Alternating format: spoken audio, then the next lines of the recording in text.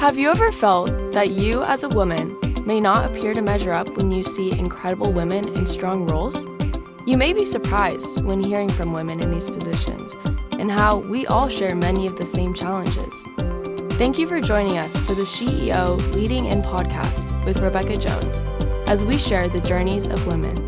Hello, I'm Rebecca Jones, your host of SheEO Lead-In. We are on an exploration together to discover more about the personal journeys of incredible women in both career and life. We all have paths to share that sometimes take incredible turns, deep resilience, and courage to navigate. My hopes are that the challenges shared here encourage women to take leaps of faith and growth when a journey feels too difficult or unachievable. There is great strength deep within each one of us. These stories are meant to share the ways strong women have taken their dreams to strive and thrive to new heights, despite their sometimes rocky paths, and found a way to lead in. Today we are here with DeLinda Forsythe, the co-CEO of CAUSE San Diego. How are you today? I'm doing great. And how are you doing today, Rebecca? I am fabulous. And I really want to explore a little bit about the co-CEO. Could you explain to me how that works? Absolutely. Stacy Reidinger and I both led the CAUSE San Diego conference this year. It was our 25th anniversary of the conference.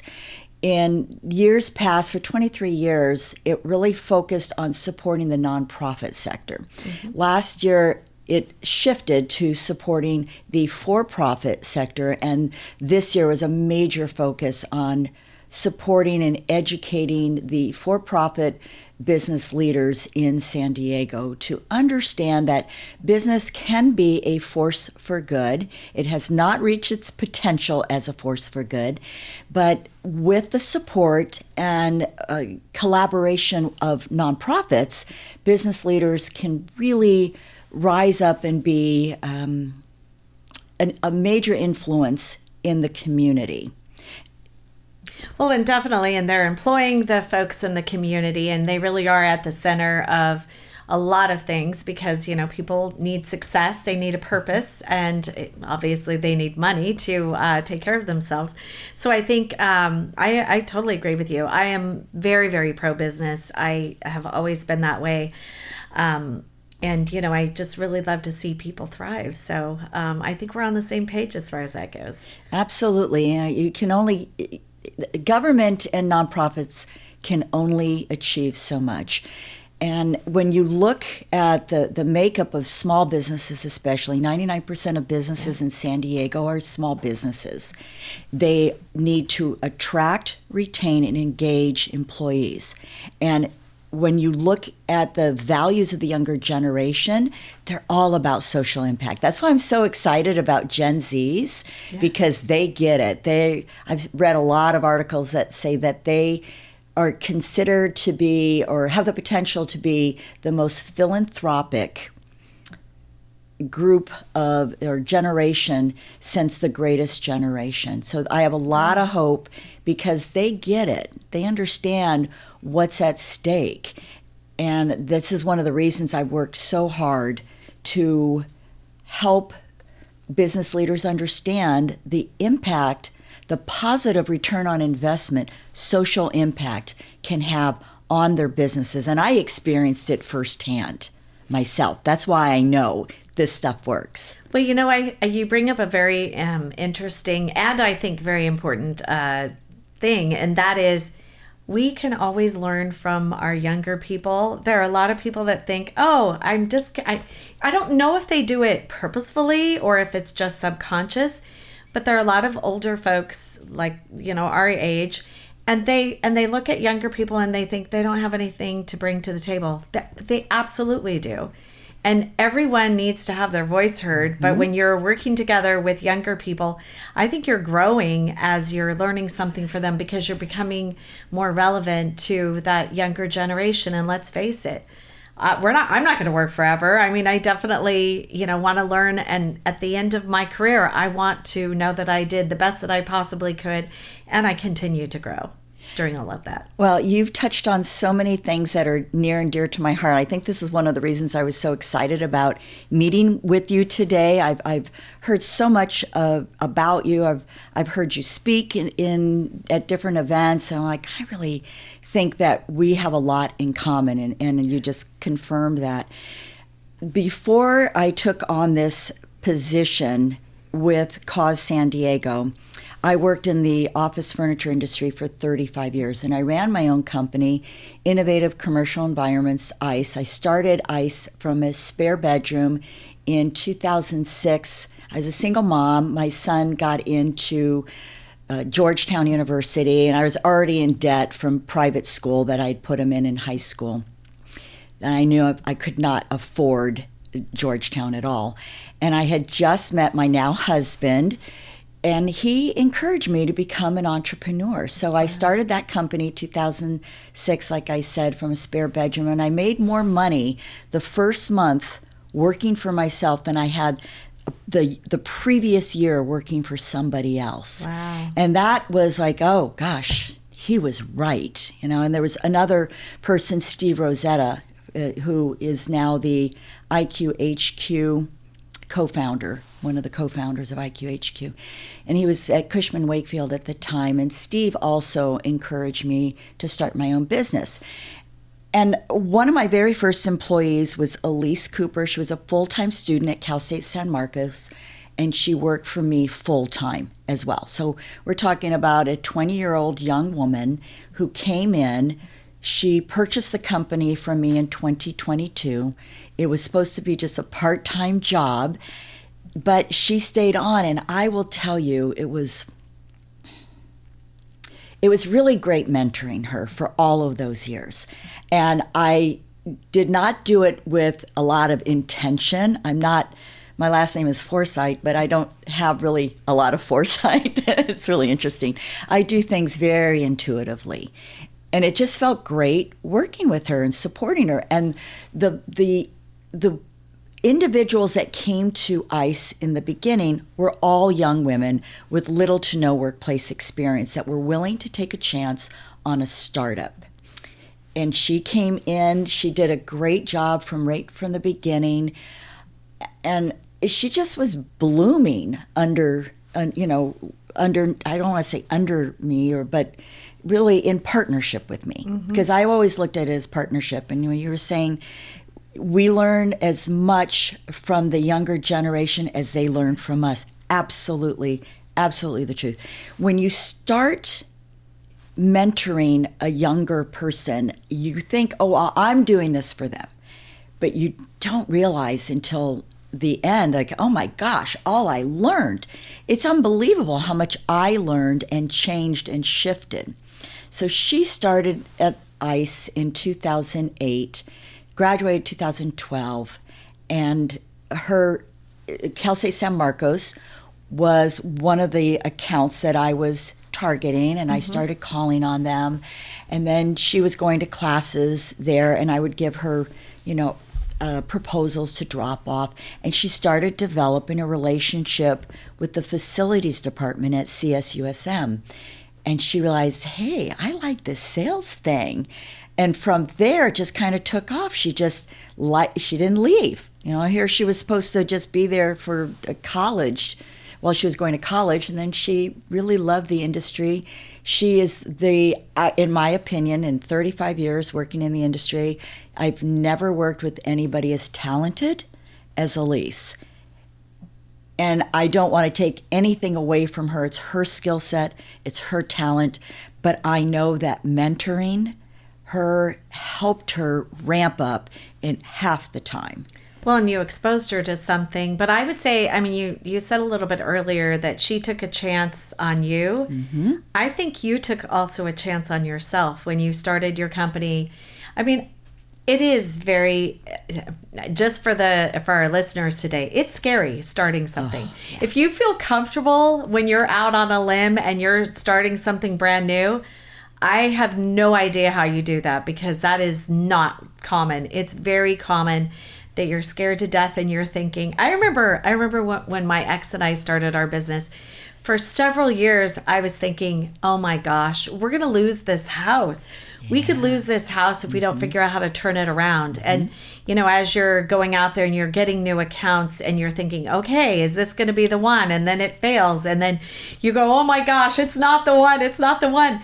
And each time, and then when you do get a successful account and you're thinking, okay, this feels good. I remember we had pulled so much out of our house equity-wise. We had a second mortgage. And I remember when I paid that second mortgage off and I thought, oh my gosh, we're going to make it. We're going to make it. We're not going to fail.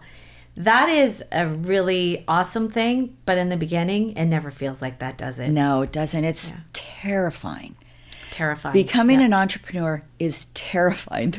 There's no doubt about that, because what is the percentage of businesses that fail? I can't remember that number. It's got to be high. It's very, very high. It's more than 60%, I think. Yeah.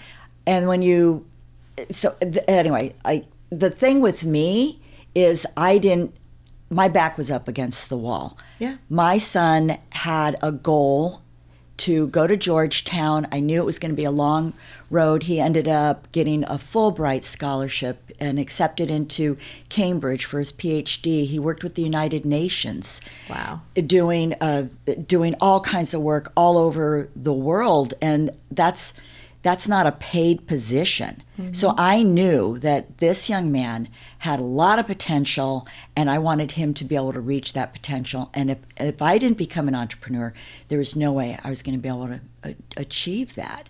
And the other thing is, all the employers that I had worked for, those were very bad experiences. So I learned how not to treat people. Yeah. And you never mess with somebody's comp plan, ever. And that was something that was happening to me consistently for 20 years before I started my own company. And I was 49 when I started my company. And I want to emphasize this especially with women. If you think, I have to be in my 20s or 30s, no, you can even be in your 50s. Agreed. Yep. Don't ever give up the dream of becoming an entrepreneur. Maybe you need just to collect the network and the experience and the knowledge before you start your business. But entrepreneurship can happen at any age. Definitely. And try things that are outside of your comfort zone. Try things that maybe you think, well, that might not be right for me today, but maybe it will be for me in the future. So try those things. Keep it in your mind. Don't let it go. And you never know. I mean, I think that most people that are successful also do kind of fail at things. Yeah. Then you go, okay, well, that wasn't for me. I'm going to try something else. And, you keep moving forward, though. Each thing, I think, is one step closer to what you really want at the end. And it is really nice to work for yourself and you don't have anyone else that's the boss of you, or, it's a corporate business is not for everyone. No, it's not. And it's nice to know that your success or failure is completely based on your performance. Right. And in a lot of corporate America, there's so much politics going on. And I'm sure you've talked about this with other women. It's not as... I think it's getting easier for women. How do I say this? I think it's getting easier for women to climb up the corporate ladder, but it's not easy. You've got to work. I always said I had to be the toughest man in the room to get my voice heard. And so my age group, it was really hard. Do you want to know, this is interesting that you bring this up, because I always feel like I'm in my 50s, but not everyone really knows that. And sometimes they look at me and they are judging me. And I feel like I always have to be the most prepared in the room. Yes. Because I'm a woman. I don't know if it's just because I'm a woman, but I don't have any staff. I do a lot of reading. I really have to, get prepared. When I go into a meeting, I want to know what I'm talking about, and I want to make an informed decision. And I think most people feel that way, but many of them are not willing to put the work in. But also I have the bias, I think, against me in some ways where people look at me and they're judging me. And I kind of go back to what you just said about being the strongest man in the room. Yeah. It can be that way for women. And let's talk a little bit about something that not everyone wants to talk about, and that's kind of a hot topic. But I feel like there is a segment of women that are just relentlessly trying to tear you down and want to watch you fail. What are your thoughts about that? I totally agree. And it's one of the things that makes me really sad, because as women, we need to be banding together, That's right. Not comparing ourselves with other women. And, comparison is the thief of joy. I don't understand why. I've never been anyone that compared myself to anyone but myself. So I've never really understood that. And I look at the friends that I have. I have a lot of girlfriends, and they are in their 40s and their 50s and their 60s and their 70s. They're all age groups, because there's nothing I want to do more than support women. Those are my girlfriends. And one of the things I love doing is mentoring. I just love that. And I don't understand why women have to tear each other down to make themselves feel better. It's so harmful to all of us. I mean, we have daughters and sisters and nieces and neighbors. It's crazy. There's and I don't want to go too off topic here, but there's a woman who I greatly admire, Lynn Twist, and she's been talking about the Sophia century, that we're in the century. This century that we are currently in is the century where women will finally find their voice, and they'll find their voice by helping each other and banding together, and the world will benefit when women come into power more, because we're different. Not that all women don't have function from ego, but there's a lot of women that aren't ego driven. Right. They're not power driven. Right. But that's different than the mean girl syndrome. That's just something that I just don't understand that. Well, I think good leadership is both men and women. Absolutely. I think when we work together as a team, we have strengths and weaknesses, and we fill those different parts of one another, because we do work well together. I mean, you could go all the way back to, the creation of all of that, and men and women, and we are here to complement one another. And I think as more women get into the workplace in different careers that maybe weren't there, a career that a woman would ever explore, or think, well, I might be good at that. I mean, I think that we will see more success in companies overall, and a better culture, because it does have the complementary view of a woman and a man, and having leadership in both.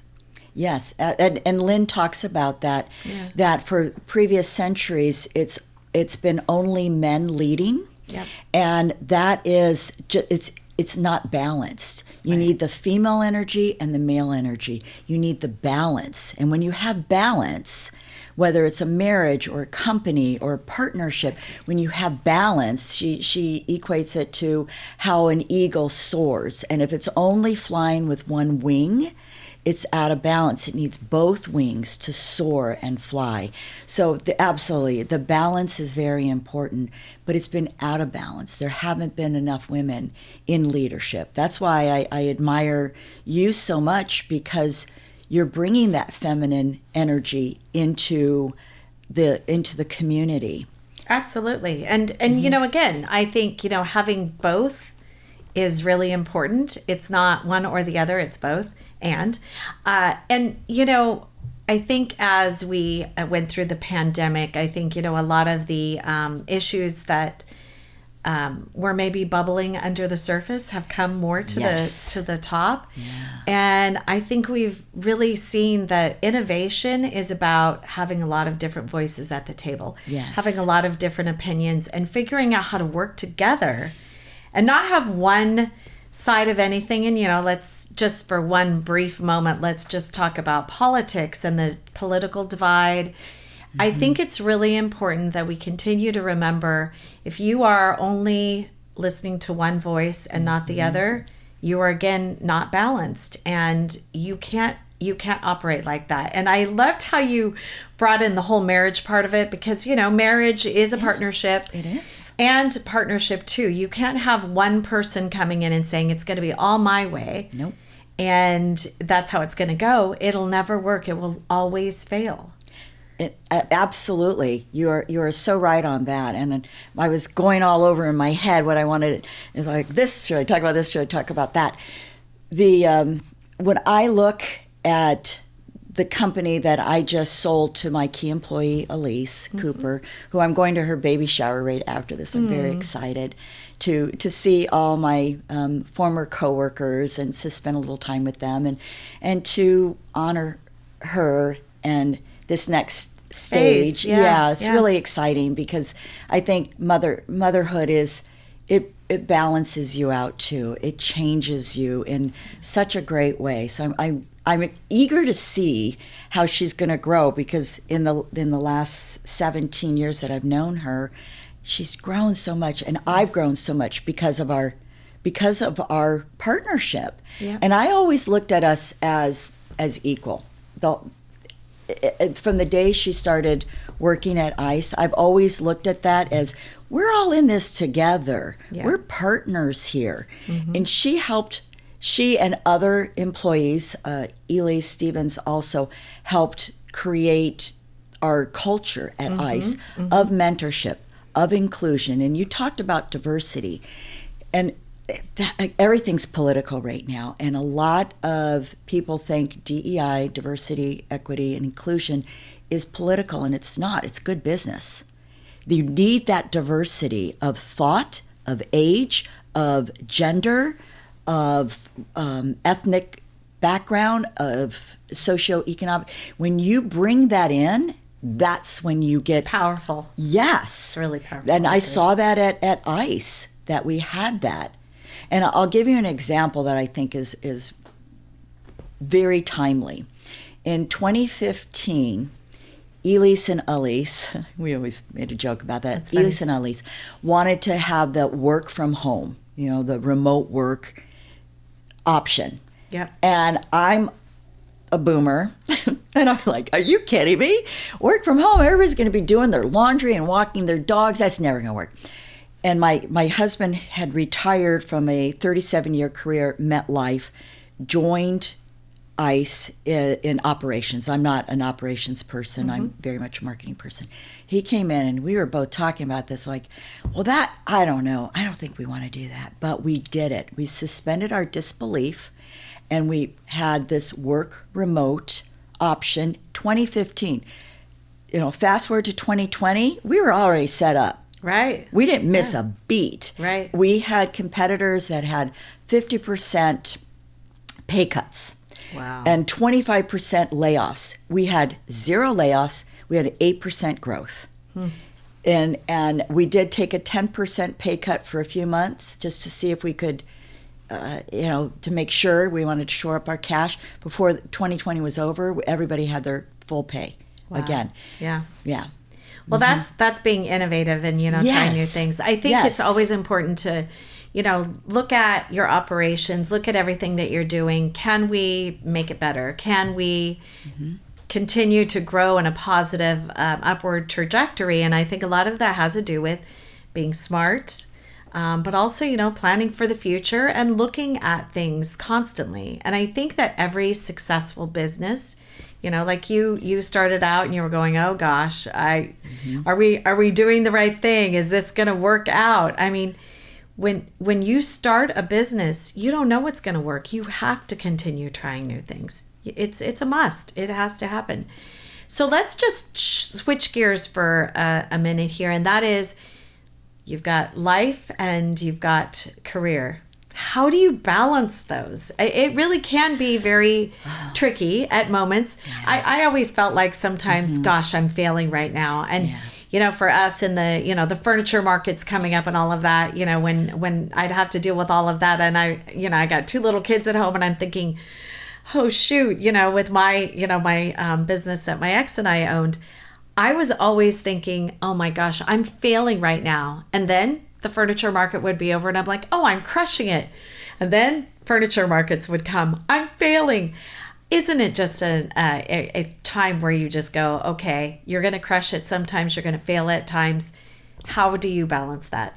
Well, balance is a myth. It is. I know we strive for it, we go for it, but to achieve balance, I, as a single mom, I didn't have child support.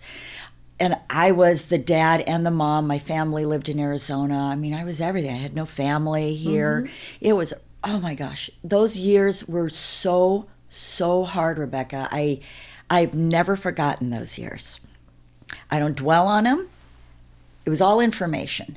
But to try to find the balance, I felt like I didn't have the balance. Right. And I was often apologizing to my son. Well, fast forward to, he's 37 now. He has 3 jobs. He's a data scientist.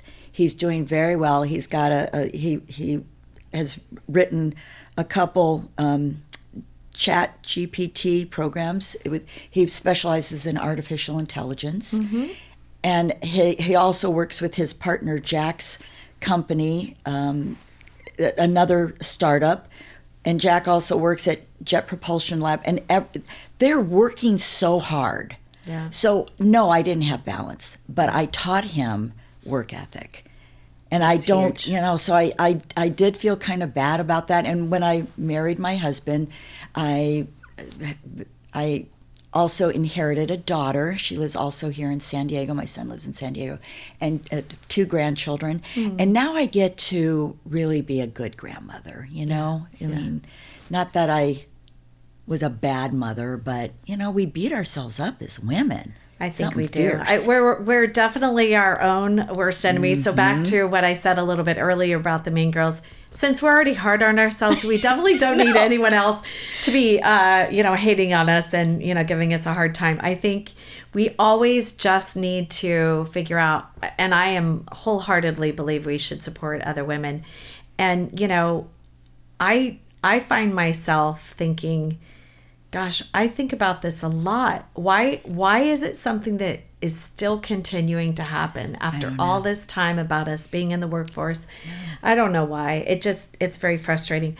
But let's talk about some lessons that you've learned. Okay. And, I think probably one of the things is, for me, I try to be kind to myself because I really can be my own worst enemy. If I'm just not out crushing it, I'm feeling like, oh, darn, I'm failing in some things. Because, balancing all of the different things that happen. But share specifically some things that you feel like that are lessons learned that will really help other women in leadership. Well, and I love this conversation. I could talk to you about this for 20 minutes. I think that absolutely I was very, very hard on myself, and I suffered terribly from imposter syndrome, which a lot of women do. They do.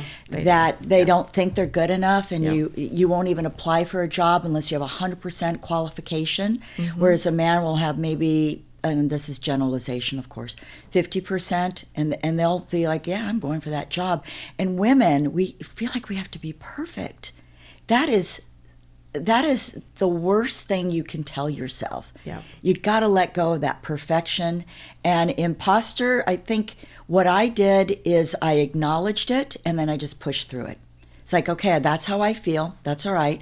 And I read a lot. I read a lot about what that meant to have imposter syndrome and the words I needed to now choose to not feel that way. And then one of the things that was really difficult for me was public speaking. So everyone does not like public speaking. No one does. Yeah. So I think it's close to 15 years now, Yeah. I got into Toastmasters. Greatest thing, the younger you are, get into Toastmasters. Find your voice. Find how to use your voice. Find out the importance of communicating, because Toastmasters is really about communication. I agree. So get into Toastmasters and just keep pushing through it. And what is really interesting, I'm retired now. Right? So it's been 6 months or 8 months, something like that I've been retired. And I'm doing all this public speaking. And I'm so glad that I just ignored that voice in me that said, you're an imposter, you have nothing of value to say. And I forgot to tell you about my book, Inspiring Generational Leadership, Your Guide to Design a Conscious Culture, is the book I wrote 2019, 2020, 2021, launched in 2022, published it, became an Amazon bestseller in 5 categories on the day it launched. And it's a great story for women and for San Diego business leaders, because it's all about San Diego.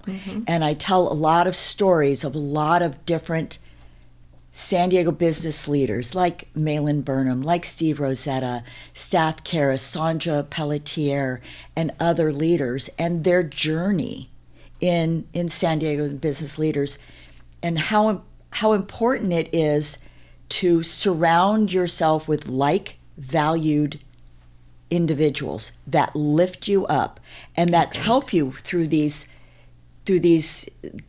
difficult times and these negative things that you're saying to yourself. You know, and that you can be honest with.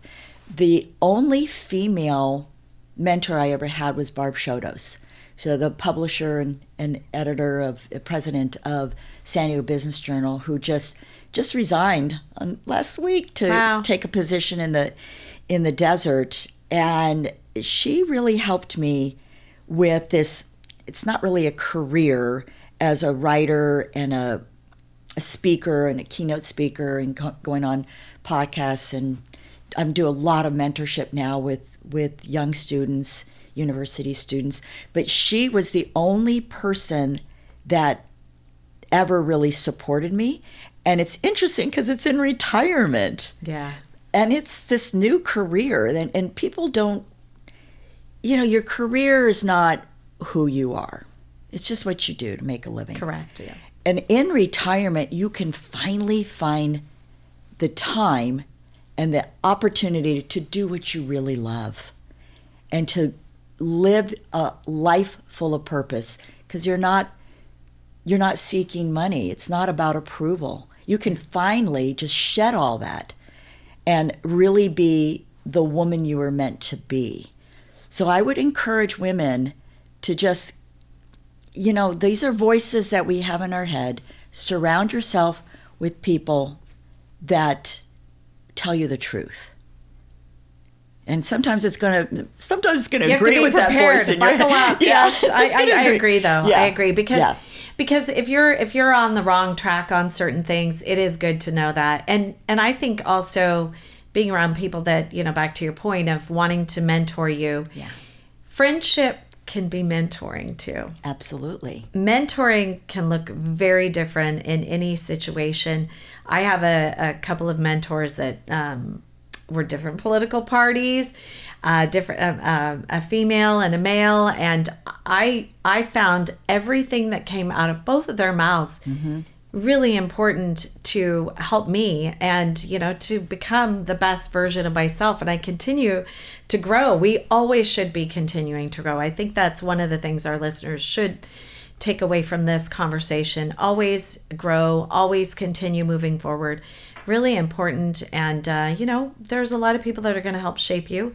And you can even do it in your retirement too.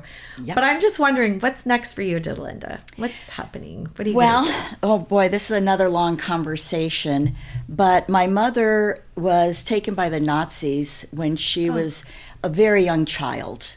And she worked as a slave, a Nazi slave in a munitions factory throughout her whole childhood, never found her family in Poland. She was taken from Poland.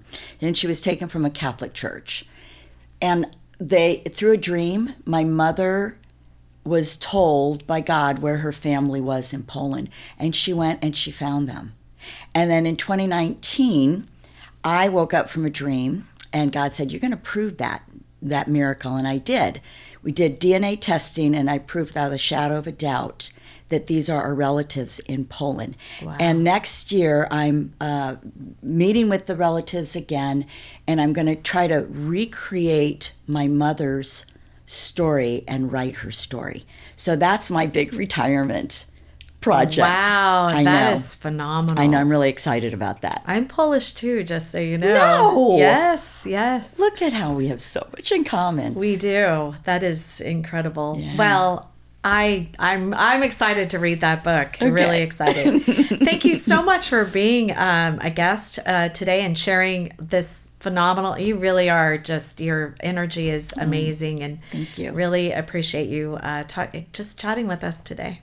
Well, thank you so much for asking me here, and thank you for everything that you're doing to lift up other women and our whole community. Lift up everybody in our community and bring more unity. Absolutely. Because we need more unity. No, I wholeheartedly believe that if you're part of a team, which we all are, everyone has their place in a community. Yep. If we're not all working together for the good of all of us, we're missing the mark for sure. Yeah, and stop focusing on what separates us and our differences. That's right. Let's start focusing on our humanity and elevating each other. And loving one another. And loving one another. Yeah. Yeah. Kind. Just be kind. Yes. Kind and love. All right. Thank you so much, DeLinda. Oh, thank you so much, Rebecca, for having me today. Now that was powerful. We hope you've been lifted and encouraged by today's inspiring voice. Always remember that life doesn't look exactly the same for each one of us. Never stop dreaming, striving, and thriving. In future episodes, we look forward to bringing you powerful stories from amazing women who learn how to lead in to challenges. Thank you for listening and being part of our community with SheEO host Rebecca Jones.